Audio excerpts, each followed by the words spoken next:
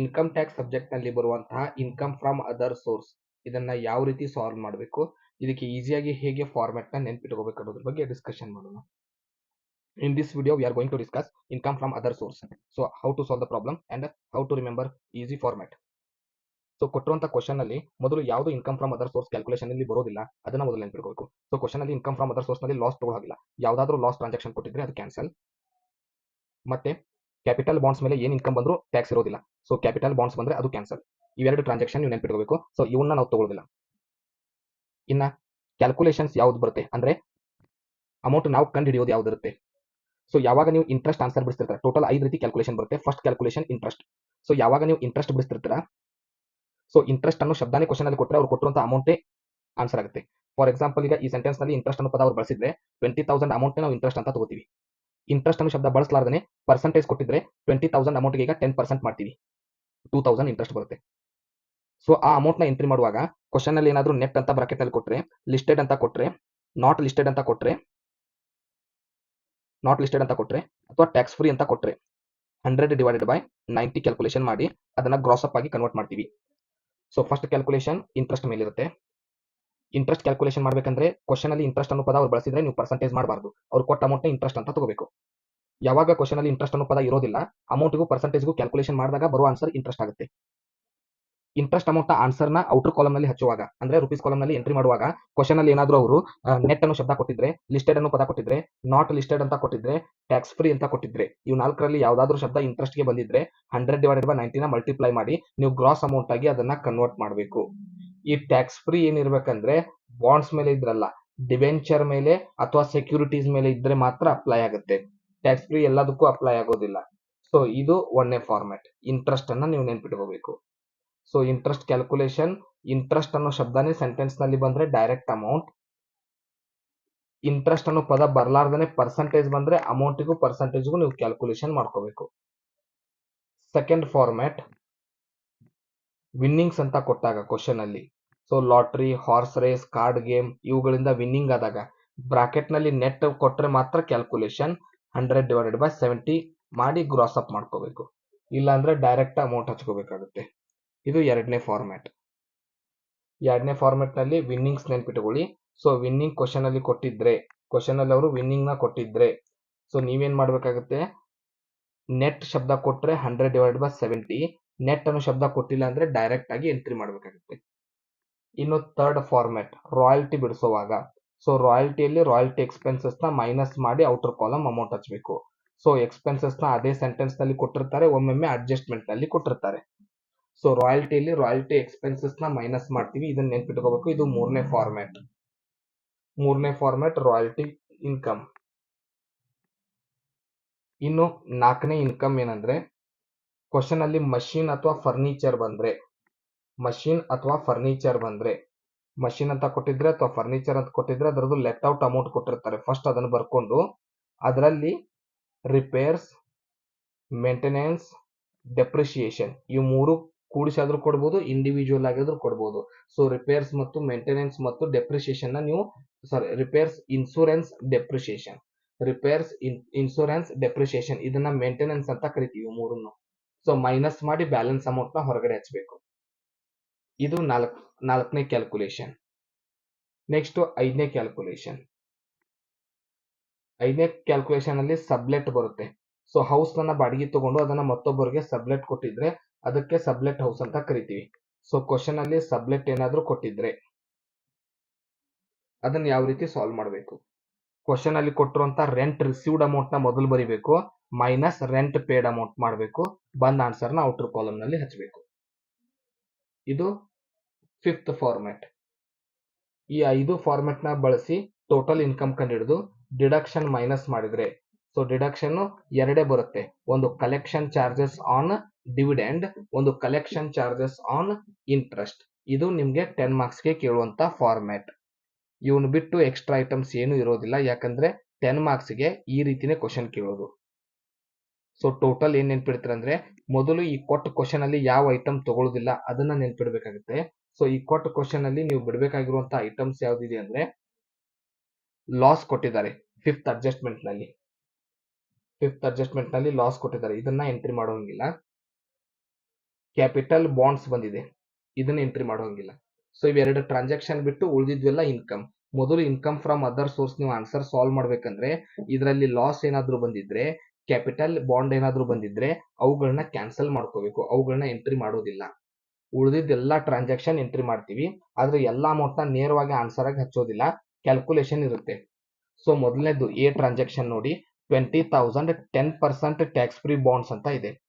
So percentage ಬಂದ್ರೆ ಅದು interest calculation. So 20,000 into 10% 2,000 ಬಂತು.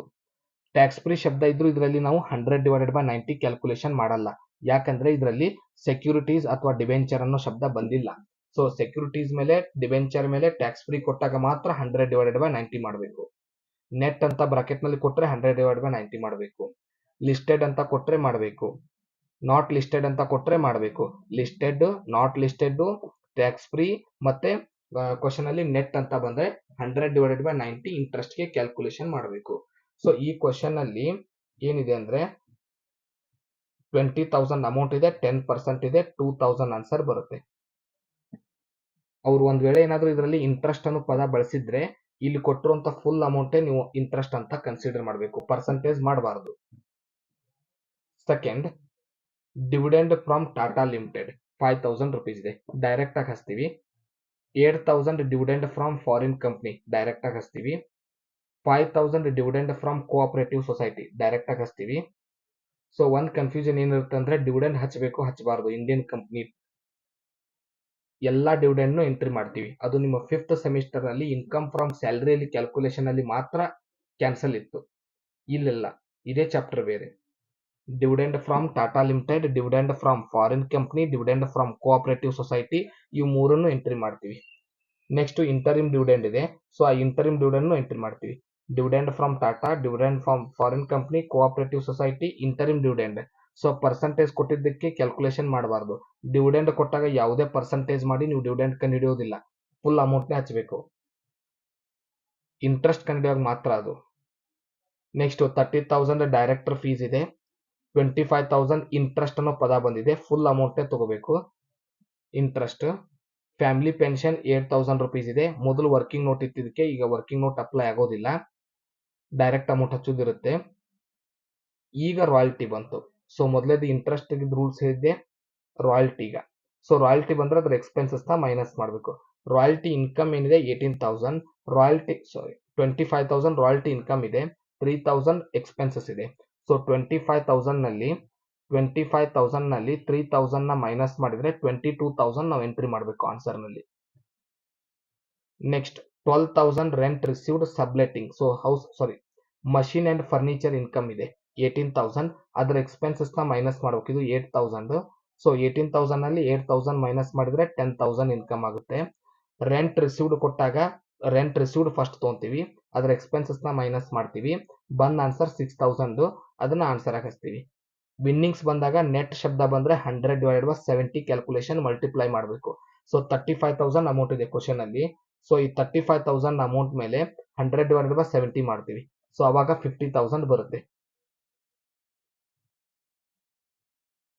35,000 ಮೇಲೆ ಇಂಟು 100/70, ಯಾಕಂದ್ರೆ ನೆಟ್ ಅನ್ನೋ ಶಬ್ದ ಬಂದಿದೆ. ಸೊ ಅಗೇನ್ ವಿನ್ನಿಂಗ್ ಗೆ ನೆಟ್ ಬಂದಿದೆ, 7,000 ಗೆ ಇಂಟು 100/70 ಮಾಡ್ತೀವಿ. ಸೊ ಇದು 50,000 ಆಗುತ್ತೆ, ಇದು 10,000 ಆಗುತ್ತೆ. ಸೊ ಈ ರೀತಿ ಎಲ್ಲಾ ಇನ್ಕಮ್ ನ ಫಸ್ಟ್ ಎಂಟ್ರಿ ಮಾಡ್ಕೊಂತೀವಿ. ಒಂದೇದ್ದು 10% ಟ್ಯಾಕ್ಸ್ ಫ್ರೀ ಬಾಂಡ್ಸ್, 20,000 ಅಮೌಂಟ್ 10% ಕೊಟ್ಟಿದ್ರು 2,000 ಮಾಡಿದೀನಿ. Next dividend from Tata limited 5,000, dividend from foreign company 8,000, dividend from cooperative society 5,000, interim dividend 10% of share 5,000, director fees 2,000, interest on term deposit 30,000, family planning pension amount 8,000. So royalty ಬಂದಾಗ 25,000 ನಲ್ಲಿ royalty expenses ನ minus ಮಾಡಿದೀವಿ. Letting machine ಮತ್ತು furniture ಕೊಟ್ಟಾಗ ಅದ್ರದ್ದು repairs, insurance, depreciation ಇದ್ರೆ minus ಮಾಡಬೇಕು. Sublet house ಇದ್ರೆ ರೆಂಟ್ ರಿಸೀವ್ಡ್ ನಲ್ಲಿ ರೆಂಟ್ ಪೇಡ್ ಅಮೌಂಟ್ ನ ಮೈನಸ್ ಮಾಡಬೇಕು. ವಿನ್ನಿಂಗ್ಸ್ ಕೊಟ್ಟಾಗ ನೆಟ್ ಅಮೌಂಟ್ ಕೊಟ್ಟರೆ ಅದನ್ನ ಗ್ರಾಸ್ ಆಗಿ 100/70 ಮಾಡಿ ಕನ್ವರ್ಟ್ ಮಾಡ್ಕೋಬೇಕು. ಇಷ್ಟು ಅಮೌಂಟ್ ಆಗಿಂದ ಟೋಟಲ್ ಮಾಡ್ಕೊಂಡಿದೀವಿ. ಸೊ ಅಡ್ಜಸ್ಟ್ಮೆಂಟ್ ನಲ್ಲಿ ಎರಡು ಅಡ್ಜಸ್ಟ್ಮೆಂಟ್ ಅಷ್ಟೇ ಹುಡುಕ್ಬೇಕು. ಕಲೆಕ್ಷನ್ ಚಾರ್ಜಸ್ ಇಂಟ್ರೆಸ್ಟ್ ಮೇಲಿದ್ರೆ, ಕಲೆಕ್ಷನ್ ಚಾರ್ಜಸ್ ಡಿವಿಡೆಂಡ್ ಮೇಲಿದ್ರೆ. ಸೊ ಉಳಿದಿದ್ದು ಯಾವ ಅಡ್ಜಸ್ಟ್ಮೆಂಟ್ ತಗೋಬಾರದು. ಸೊ ಕ್ವಶನ್ ಅಲ್ಲಿ ಅಡ್ಜಸ್ಟ್ಮೆಂಟ್ ಅಲ್ಲಿ ಡಿವಿಡೆಂಡ್ ಶಬ್ದ ಇದ್ರೆ ಇಂಟ್ರೆಸ್ಟ್ ಶಬ್ದ ಇದ್ರೆ ತಗೋಬೇಕು. ಸೊ ಇಲ್ಲಿ ಕ್ಯಾಪಿಟಲ್ ಅಂತ ಬಂದಿದೆ, ಇಂಟ್ರೆಸ್ಟ್ ಬಂದರೂ ಕೂಡ ಇದನ್ನ ತಗೊಳ್ಳಲ್ಲ. ಸೊ ಎರಡೇ ಇರೋದು, ಇವನ್ನೆರಡನ್ನು ಮೈನಸ್ ಮಾಡ್ತೀವಿ. ಸೊ ಮೈನಸ್ ಮಾಡಿದಾಗ ಉಳಿದ ಅಮೌಂಟ್ನ ATG ಅಂಡರ್ ಡಿಡಕ್ಷನ್ ಅಂತ ಕರಿತೀವಿ. ಸೊ 200 ಒಂದು ಡಿಡಕ್ಷನ್ ಇದೆ, interest on collection charges of dividend. So collection charges on interest 2000 ಇದೆ, ಟೋಟಲ್ ಡಿಡಕ್ಷನ್ 2800 ಇದೆ. ಡಿಡಕ್ಷನ್ ಮಾಡಿದ ನಂತರ 1,80,200. ಸೊ ಇದಕ್ಕೆ ಟೋಟಲ್ ನೀವು ನೆನ್ಪಿಡ್ಕೋಬೇಕಾಗಿರೋದು 6 ರೂಲ್ಸ್. ಫಸ್ಟ್ ರೂಲ್ಸ್ ಏನಂದ್ರೆ ಯಾವ ಐಟಮ್ನ ಎಂಟ್ರಿ ಮಾಡಲ್ಲ, ಯಾವ್ದಾದ್ರು ಲಾಸ್ ಕೊಟ್ರೆ ಎಂಟ್ರಿ ಮಾಡಬಾರ್ದು ಇನ್ಕಮ್ ಫ್ರಮ್ ಅದರ್ ಸೋರ್ಸ್ ನಲ್ಲಿ. ನೆಕ್ಸ್ಟ್ ಕ್ವಶನ್ ಅಲ್ಲಿ ಕ್ಯಾಪಿಟಲ್ ಬಾಂಡ್ ಬಂದ್ರೆ ಅದು ಅಡ್ಜಸ್ಟ್ಮೆಂಟ್ ನಲ್ಲೇ ಬರಲಿ, ಮೇನ್ ಥೀಮ್ ನಲ್ಲಿ ಐಟಮ್ ನಲ್ಲೇ ಬರಲಿ, ಮಾಡಬಾರ್ದು. ಸೆಕೆಂಡ್ ಏನಂದ್ರೆ ಇಂಟ್ರೆಸ್ಟ್ ಕ್ಯಾಲ್ಕುಲೇಷನ್ ಯಾವ ರೀತಿ ಮಾಡ್ತೀವಿ. ಸೊ ಇಂಟ್ರೆಸ್ಟ್ ಗೆ 100/90 ಮಾಡ್ತೀವಿ, ಅದನ್ನ ಗ್ರಾಸ್ ಮಾಡ್ಕೊಳ್ಳೋದಕ್ಕೋಸ್ಕರ ಯಾವಾಗ ಮಾಡಬೇಕು, ಬ್ರಾಕೆಟ್ ನಲ್ಲಿ ನೆಟ್ ಕೊಟ್ರೆ, ಲಿಸ್ಟೆಡ್ ಶಬ್ದ ಕೊಟ್ರೆ, ನಾಟ್ ಲಿಸ್ಟೆಡ್ ಶಬ್ದ ಕೊಟ್ರೆ, ನಾಟ್ ಲಿಸ್ಟೆಡ್ ಅಂತ ಕೊಟ್ರೆ, ನೆಕ್ಸ್ಟ್ ಟ್ಯಾಕ್ಸ್ ಫ್ರೀ ಅಂತ ಕೊಟ್ರೆ. ಟ್ಯಾಕ್ಸ್ ಫ್ರೀ ಎಲ್ಲಾ ಐಟಮ್ಗೂ ಮಾಡಲ್ಲ, ಕ್ವಶನ್ ಅಲ್ಲಿ ಟ್ಯಾಕ್ಸ್ ಫ್ರೀ ಮುಂದೆ ಡಿವೆಂಚರ್ ಅಥವಾ ಸೆಕ್ಯೂರಿಟೀಸ್ ಅಂತ ಇದ್ರೆ ಮಾತ್ರ ಮಾಡ್ತೀವಿ.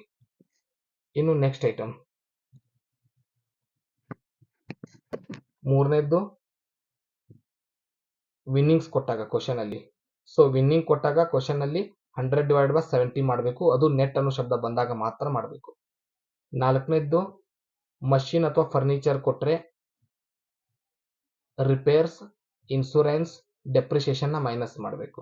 ರಾಯಲ್ಟಿ ಕೊಟ್ರೆ ಎಕ್ಸ್ಪೆನ್ಸಸ್ ನ ಮೈನಸ್ ಮಾಡಬೇಕು. ಸಬ್ಲೆಟ್ ಹೌಸ್ ಕೊಟ್ರೆ ರೆಂಟ್ ರಿಸೀವ್ಡ್ ಅಮೌಂಟ್ ನಲ್ಲಿ ರೆಂಟ್ ಪೇಡ್ ಅಮೌಂಟ್ ನ ಮೈನಸ್ ಮಾಡಬೇಕು. ಸೊ ಇವು 6 ರೂಲ್ಸ್ ನ ನೆನ್ಪಿಟ್ಟು ಉಳಿದಿದ್ದೆಲ್ಲ ಡೈರೆಕ್ಟ್ ಅಮೌಂಟ್ ಎಂಟ್ರಿ ಮಾಡಬೇಕು. ಈ ಮೂಲಕ ಟೋಟಲ್ ಮಾಡಿ ಆನ್ಸರ್ ಕಂಡುಹಿಡಿದು ಡಿಡಕ್ಷನ್ ಅಂತ ಬರುತ್ತೆ. ಸೊ ಅಡ್ಜಸ್ಟ್ಮೆಂಟ್ ನಲ್ಲಿ ಇಂಟ್ರೆಸ್ಟ್ ಮೇಲೆ ಡಿಡಕ್ಷನ್ ಇದ್ರೆ, ಡಿವಿಡೆಂಡ್ ಮೇಲೆ ಡಿಡಕ್ಷನ್ ಇದ್ರೆ ತಗೋತೀವಿ, ಉಳಿದಿದ್ದು ಯಾವುದನ್ನು ತಗೊಳ್ಳೋದಿಲ್ಲ. ಇದಿಷ್ಟು ಫಾರ್ಮ್ಯಾಟ್. ಮುಂದಿನ ವಿಡಿಯೋದಲ್ಲಿ ಮತ್ತೊಂದು ಪ್ರಾಬ್ಲಮ್ ನೊಂದಿಗೆ ಸಿಗೋಣ. ಧನ್ಯವಾದಗಳು.